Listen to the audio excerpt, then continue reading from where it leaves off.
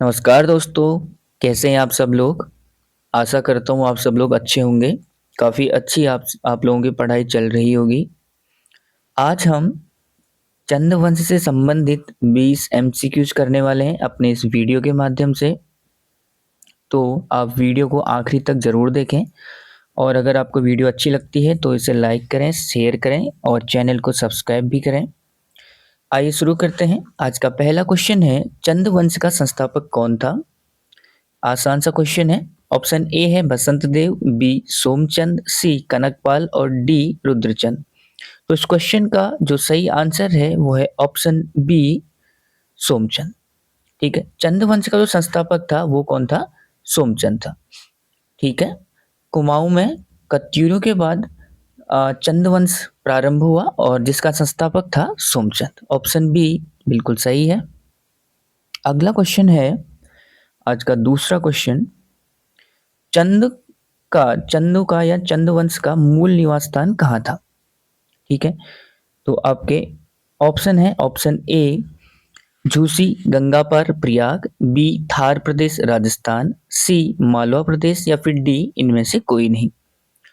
तो इस क्वेश्चन का जो सही आंसर है वो है ऑप्शन ए झूसी गंगा पार यानी प्रयाग।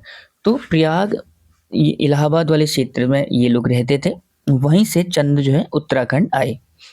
और ऐसा माना जाता है कि जो ये चंद थे इनके कुमाऊं आने के कारण जो थे, पहला तो ये बताया जाता है कि चार धाम यात्रा पर सोमचंद उत्तराखंड आया था। और दूसरी बात ये बताई जाती है कि तराई क्षेत्र में जब बाहरी आक्रमण हुए तो ये लोग भाग करके कुमाऊं आए थे। ठीक है, तो ऑप्शन ए बिल्कुल सही है कि झूसी गंगा पार के मूल निवासी थे Chand. Option A is the right answer. अगला क्वेश्चन है, क्वेश्चन नंबर थर्ड, सोमचंद के उत्तराखंड आगमन के समय उत्तराखंड का शासक कौन था? तो कुमाऊं में चंद वंश से पहले कत्यूर वंश था। तो जाहिर सी बात है कि सोमचंद जब उत्तराखंड आया होगा तो कोई कत्यूर ही शासन कर रहा होगा। तो ऑप्शन ए है आपका Subhiksh Rajdev, option B Ichchhar Dev, option C Brahmdev, option D है ललित सुरदेव। तो इस क्वेश्चन का जो सही आंसर है वो है ऑप्शन सी ब्रह्मदेव। ठीक है, इसी ब्रह्मदेव की जो बेटी थी उसी से सोमचंद का विवाह हुआ था। ठीक है, और सोमचंद ने चंद वंश की स्थापना करी थी कुमाऊं क्षेत्र में। तो इस क्वेश्चन का जो सही आंसर है वह है ऑप्शन सी ब्रह्मदेव। अगला क्वेश्चन है, आज का चौथा क्वेश्चन, चंदों की यानी चंद वंश की पहली राजधानी कहाँ थी? Option A Chandpurgarh, B Almora, C है राजबुंगा या फिर डी है सोरघाटी। तो इस क्वेश्चन का जो सही आंसर है वो है ऑप्शन सी राजबुंगा। ठीक है, चंदू की पहली राजधानी राजबुंगा यानी चंपावत थी। तो इस क्वेश्चन का जो सही आंसर है वो है राजबुंगा, और बाद में चंदवंश की जो राजधानी थी वो अल्मोड़ा भी शिफ्ट होती है। ठीक है, ऑप्शन सी बिल्कुल सही आंसर है। अगला क्वेश्चन है, क्वेश्चन नंबर फिफ्थ, चंद शासक किसे कर दिया करते थे यानी टैक्स? तो चंद शासकों को गद्दी पर बने रहने के लिए ये लोग किसी को कर दिया करते थे, टैक्स दिया करते थे ताकि वो इन पर आक्रमण ना करें। तो आपके ऑप्शन है, ऑप्शन ए कत्यूरियों को, ऑप्शन बी पवारों को, ऑप्शन सी गोरखा या फिर डी अंग्रेज। तो चंद शासक जो थे खुद को गद्दी पर सुरक्षित रखने के लिए गोरखों को यानी कि ऑप्शन सी बिल्कुल सही आंसर है, गोरखों को टैक्स दिया करते थे ताकि जो गोरखे हैं वो कुमाऊं पर यानी चंदू पर आक्रमण ना करें। और जब सोमचंद गद्दी पर बैठा था, ठीक है, तो उस टाइम पे भी जयदेव मल्ल नाम का एक गोरखा शासक था और सोमचंद उसे टैक्स दिया करता था बराबर। ठीक है, तो answer option C is the right answer, गोरखों को टैक्स देते थे। अगला क्वेश्चन है, छठा क्वेश्चन, पंचायती राज व्यवस्था किस चंद शासक द्वारा शुरू की गई थी? ऑप्शन ए है इंद्रचंद, बी सोमचंद, सी ज्ञानचंद या फिर डी रुद्रचंद। तो इस क्वेश्चन का जो सही आंसर है वो है ऑप्शन बी सोमचंद। ठीक है, तो कुमाऊं में जो पंचायती राज व्यवस्था है शुरू करी वो करी थी सोमचंद ने। तो चंद वंश मुख्यतः जाना जाता है इसी पंचायती राज व्यवस्था के कारण, और सोमचंद के समय इस पंचायती राज व्यवस्था को ग्रामीण व्यवस्था कहते थे। ठीक है, तो इस क्वेश्चन का जो सही आंसर है वो है ऑप्शन बी, सोमचंद। सोमचंद ने पंचायती राज व्यवस्था की शुरुआत की थी। अगला क्वेश्चन है, थोहर चंद को चंद वंश का संस्थापक किसने कहा? यानी कि मतलब कौन मानता है कि थोहर चंद चंद वंश का संस्थापक था? ऑप्शन ए है हैमिल्टन, बी है Harshdev Joshi, C W Fraser या फिर डी है ये सभी। तो इस क्वेश्चन का जो सही आंसर है वो है ऑप्शन डी, ये सभी। ठीक है, ये सभी मानते हैं कि थोहर चंद ही चंद वंश का संस्थापक था, लेकिन सोमचंद को ही हम वास्तविक रूप से संस्थापक मानते हैं। लेकिन इन तीनों के अनुसार यानी हैमिल्टन, हर्षदेव जोशी, ठीक है, ये जोशी है, हर्षदेव जोशी, हैमिल्टन, हर्षदेव जोशी और डब्ल्यू फ्रेजर, इन तीनों ने थोहर चंद को ही चंद वंश का संस्थापक माना है। ठीक है, और डब्ल्यू फ्रेजर की किताब भी है रिपोर्ट ऑन कुमाऊं गढ़वाल, जिसमें ये बात बताई गई है। ठीक है, अगला क्वेश्चन है आज का 8वां क्वेश्चन, चंद वंश किस समय गांव से कर वसूलने वाला अधिकारी क्या कहलाता था? यानी चंदू वंश के समय, यानी चंदू के समय गांव से कर वसूलने वाले अधिकारी को हम क्या कहते थे? ऑप्शन ए है कमीण, बी है बूढ़ा, सी है सयाना या फिर डी है ए और सी दोनों। ठीक है, तो इस क्वेश्चन का जो सही आंसर है वो है ऑप्शन डी, ए व सी। ठीक है, यानी कि चंदू में जो गांव से कर वसूलने का काम करते थे वो सयाना या फिर कमीण कहलाते थे।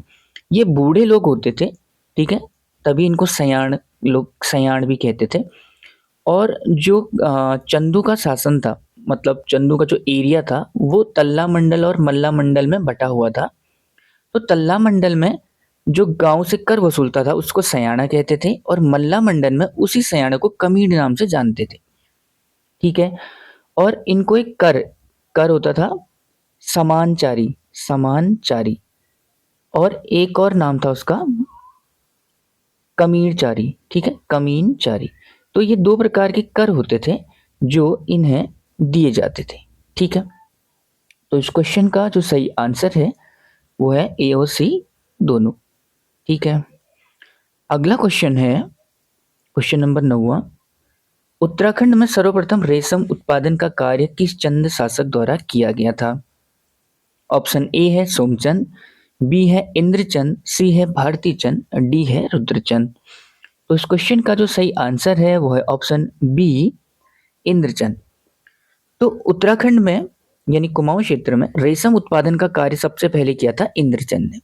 ठीक है, और इंद्रचंद की अगर हम बात करते हैं तो तिब्बत से ये जो राजा था, ये शासक तिब्बत से रेशम के कीट लेकर के आया था, और चंपावत में इसने रेशम उत्पादन करने के लिए एक फैक्ट्री का निर्माण किया था। ठीक है, इस फैक्ट्री में काम करने वाले जो लोग थे उन्हें पटुआ कहते थे। ठीक है, और इसने एक पटरंग पटरंग प्रथा भी इसके द्वारा चलाई गई थी। ठीक है, पटरंग प्रथा क्या थी कि मतलब एक झूठ बोलने की प्रथा थी। ऐसा माना जाता था उस टाइम पे कि रेशम उत्पादन का काम उतना ज्यादा बढ़ेगा जितना ज्यादा आप झूठ बोलोगे।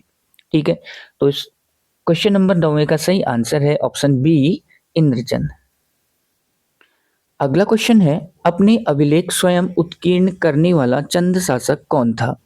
Option A Nanki Chand, B है सोमचंद, सी है त्रिलोकचंद या फिर डी अभयचंद। तो इस क्वेश्चन का जो सही आंसर है वो है ऑप्शन डी, अभयचंद। ठीक है, ऑप्शन डी, अभयचंद।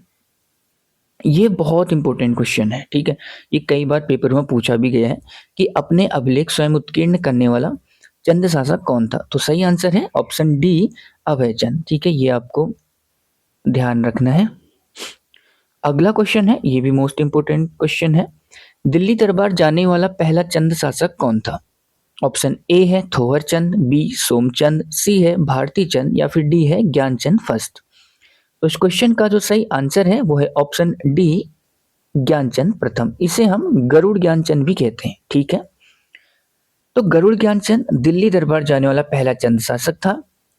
फिरोज शाह तुगलक के समय ये दिल्ली गया था। ठीक है, यानी कि जब दिल्ली में गुलाम वंश के अंतर्गत तुगलक वंश का शासन चल रहा था, तो फिरोज शाह तुगलक वहां का शासक था।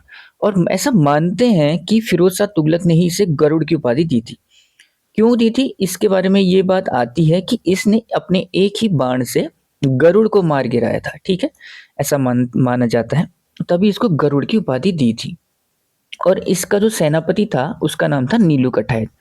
ठीक है, नीलू कठायत जो है इसी का एक सेनापति था। और नीलू कठायत को ही इसने कुमैया खिल्लत की उपाधि भी दी थी। ठीक है, कुमैया खिल्लत। तो इस क्वेश्चन का जो सही आंसर है वो है ऑप्शन डी, ज्ञानचंद, यानी गरुड़ ज्ञानचंद दिल्ली दरबार जाने वाला पहला चंद शासक था। अगला क्वेश्चन है क्वेश्चन नंबर 12वां, चंद वंश का पहला स्वतंत्र शासक कौन था? तो मैंने आपको अभी अभी बताया था कि जो चंद वंश था ये गोरखों के अधीन था, यानी गोरखों को ये लोग टैक्स देते थे।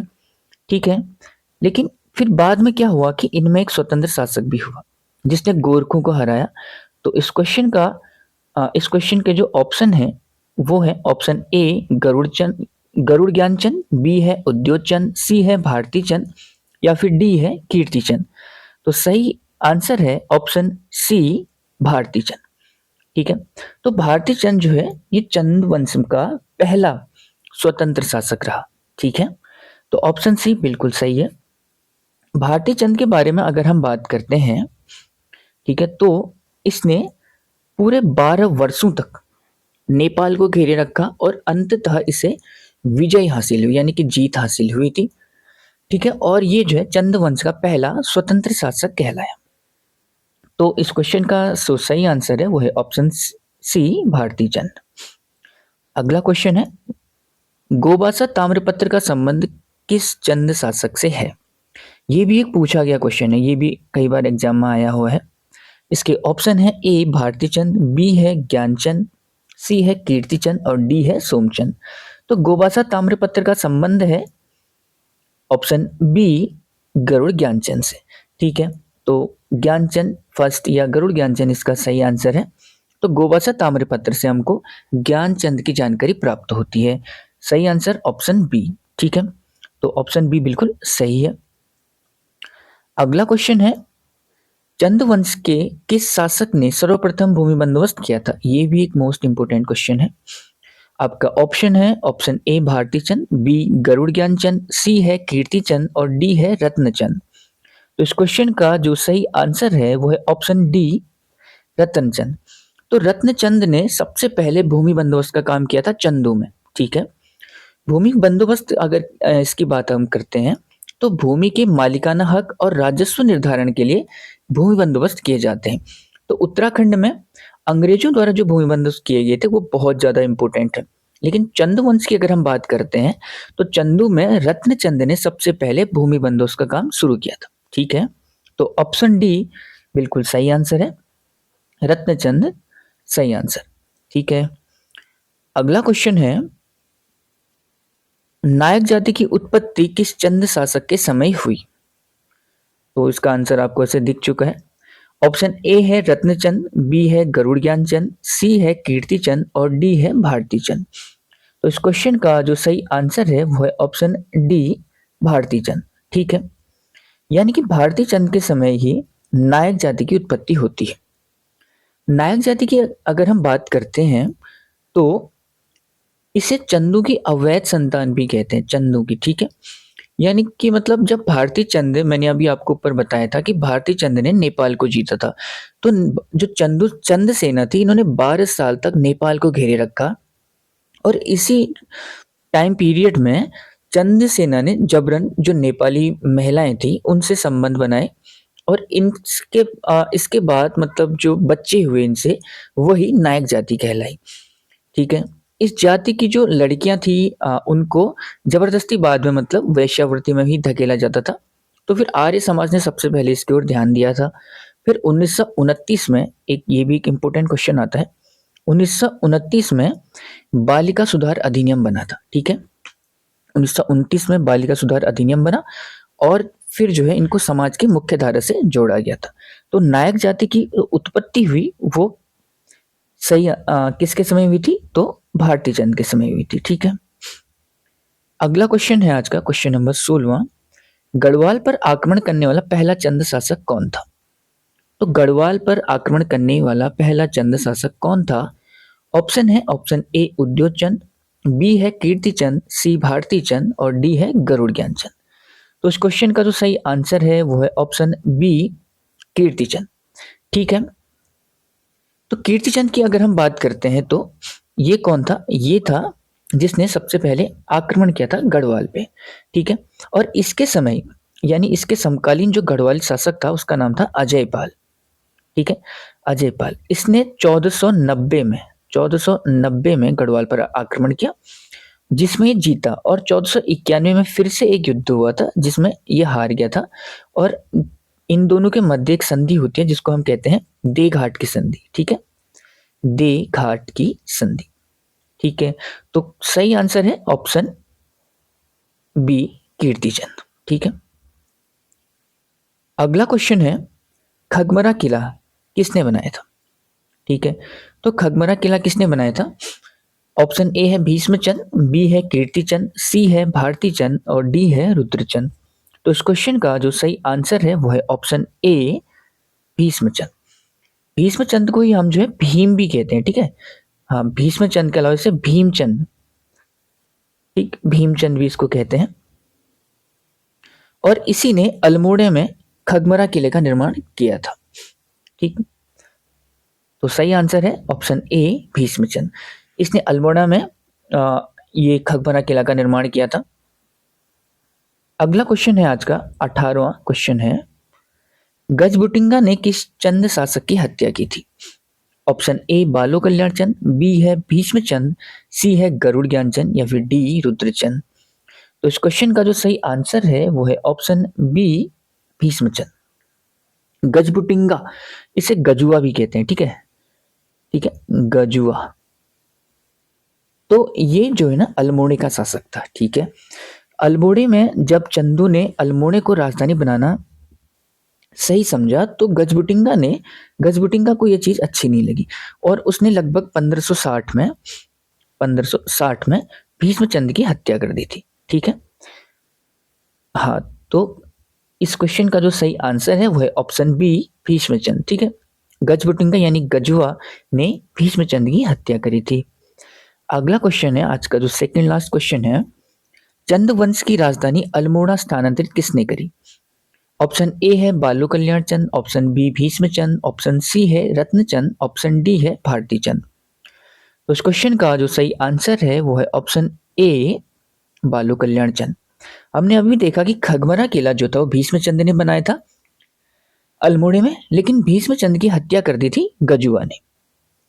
ठीक है, तो गजुआ ने हत्या करी तो उसके बाद जो है फिर जो अगला चंद वंश का शासक बना, ठीक है, यानी कि भीष्मचंद का उत्तराधिकारी बालो कल्याण चंद ने 1563 में, ठीक है, 1563 ये एक इम्पोर्टेंट है, ये भी 1563 में बालो कल्याण चंद ने अल्मोड़ा राजधानी स्थानांतरित करी थी। ठीक है, तो option A is the right answer. बालो कल्याण चंद ने राजधानी को राजमुंगा चंपावत से अल्मोड़ा स्थानांतरित किया था 1563 में। और आज की वीडियो का हमारा आखिरी क्वेश्चन है, लाल मंडी किला किस चंद शासक द्वारा बनाया गया था? ऑप्शन ए है रत्नचंद, बी है भीष्मचंद, सी है बालू कल्याण चंद या फिर डी भारतीचंद। तो लाल मंडी का जो किला था ये किसने बनाया था? तो सही आंसर है ऑप्शन सी बालू कल्याण चंद। ठीक है, बालू कल्याण चंद ने लाल मंडी का किला बनाया था। और अगर हम लाल मंडी के किले की बात करें तो बाद में अंग्रेजों ने इस किले को फोर्ट मोइरा नाम दिया था। ठीक है, मोइरा, फोर्ट मोइरा नाम दिया था। एक्चुअली क्या था कि जो जब आंग्ल नेपाल युद्ध हुए थे तो उस टाइम पे जो वाइसरॉय था अंग्रेजों के वाइसरॉय, उनका नाम था लॉर्ड हेस्टिंग, और इसी हेस्टिंग को ही मोइरा भी कहा जाता था। तो तभी लाल मंडी जो अल्मोड़ा में स्थित एक किला है और उसका नाम जो है फोर्ट मोइरा रखा गया था। ठीक है, फोर्ट मोइरा। तो क्वेश्चन नंबर 20 का जो सही आंसर है वो है ऑप्शन सी बालू कल्याण चंद। तो आशा करता हूँ आपको ये वीडियो अच्छी लगी होगी, और अच्छी लगी तो प्लीज़ इसे शेयर करें, लाइक करें और चैनल को सब्सक्राइब करें। Thank you so much.